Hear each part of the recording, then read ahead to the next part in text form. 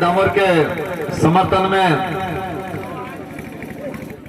पहुंचे हमारे इस पंडाल में वडील युवा साथी, माताएं, बहनें। साथ ही इनसे पहले मेरा वक्तव्य शुरू करूं, इनसे पहले मैं हमारे महापुरुष, जिन महापुरुषों के विचारों पे, जिन महापुरुषों के अधूरे सपनों को साकार करने के लिए जो आज विचारधारा ये काम कर रही है, इन महापुरुषों को याद करना चाहूंगा। देवापुरी महाराज, साथ ही हमारे गोविंद गुरु महाराज, जिन्होंने अंग्रेजों के खिलाफ, राजा रजवाड़ों के खिलाफ, उनका जो शोषण था, अत्याचार था, उनके खिलाफ इस कौम को एकजुट करके बिलराज कायम करने की जो संकल्पना ली थी, ऐसे गोविंद गुरु महाराज को मैं नमन करना चाहूंगा।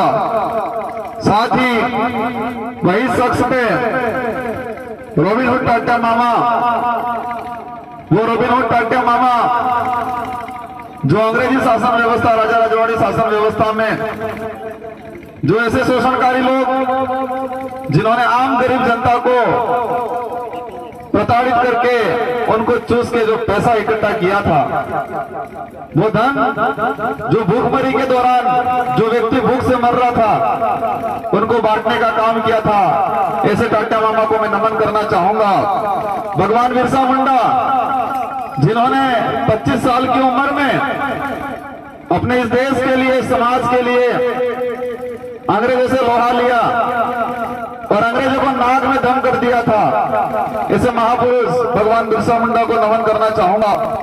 डॉक्टर भीमराव अम्बेडकर, जिन्होंने संविधान निर्माण किया और जिनकी वजह से हमें शेड्यूल 5 संवैधानिक अधिकार और हमें मौलिक अधिकार का अधिकार मिला है, भीमराव अम्बेडकर को नमन करना चाहूंगा। मैं आप सबको उससे आप देना चाहूंगा। 2018 में 12 महीना और दिसंबर में 23 तारीख को आंसू विधानसभा का परिणाम आया था, और इस तारीख को आंसू विधानसभा के अंदर जो रात्रि मेहनत करने वाले साथियों के जो मायूस थे, मैं आप सबको उन फसल पे चले जाना चाहूंगा। जिस दिन आपके अंदर खामोशी छा गई थी, आप दुखी हुए थे कि हम स्कूल सीट हार गए हैं, लेकिन वही खामोशी और वही साल का संघर्ष आज जीता है और इस बार लग रहा है कि आंसू विधानसभा सत्ता हासिल होगी। आज जिस विचारधारा के लोग हुए, लोकतंत्र व्यवस्था को जिंदा करने विचारधारा ये जो हमारे महापुरुष, इन महापुरुषों की जो सरना थी, इन महापुरुषों के जो विचार थे, इन महापुरुषों के जो पूरे सपने थे, वो अधूरे सपनों को पूरा करें और राह पे चलने वाली विचारधारा है। आज देश के अंदर जो स्थिति हुई है, आज गरीब बेटी आदित्य दिल्ली में पड़ा हो, बीजेपी के नेता ने हालत खराब करती है, हमें उस दिन को भी याद करना है। देश में संकट आया, कोरोना काल आया, और कोरोना काल के दौरान जो विदेशी में थे, पैसे वाले थे, उनके लिए इस भारत देश के प्रधानमंत्री, जिन्होंने उनके लिए हवाई जहाज की व्यवस्था की कि हमारा जो गुजरात में जो मंत्री कर रहा था, उनको सबको पे छोड़ दिया, उस दिन को भी हमें याद करना है। वो हमें आ गया है, वो हमें आ गया है, पिछले 5 साल के अंदर राजा के बाद से आज तक नेता में हमें साथ जो पैदा किया, हमारे साथ जो अन्याय किया, इन सब का इजहार लेना है। मैंने देखा है कोरोना के दौरान रहा और हमारे देश के अंदर जब लॉकडाउन लगा था, और हमारे सारे भाई प्रतापपुर बॉर्डर पे उधर प्रधानमंत्री कराते हैं कि देश में प्रत्येक जिले के अंदर पानी होगा तो एक जगह रखा जाएगा। हमारे जो घर से निकाला था, वहां की पुलिस ने ठोक दी, इधर की पुलिस ने ठोक दी, और हमारे लोग प्रतापपुर बॉर्डर पे और आसपास के जंगलों में बटाए थे। उसमें आ गया है, बताया है भाजपा के नेताओं से, राजस्थान की कांग्रेस की सरकार थी, जिन्होंने हमारे मजदूर को सड़क छोड़ा। उस दौरान ये बनी थी कि हमारे लोग 200-300 किलोमीटर तक चलने को मजबूर थे, अपने भी बच्चों को लेके इन सड़कों पे भटक रहे थे। नेता कहते इस देश को विकासशील बनाए, विकसित बनाए, देखिए और देश की हालत क्या है, इस देश को खोखला करके कर दिया है। और लाहौर में देखा हुआ बेटा देश में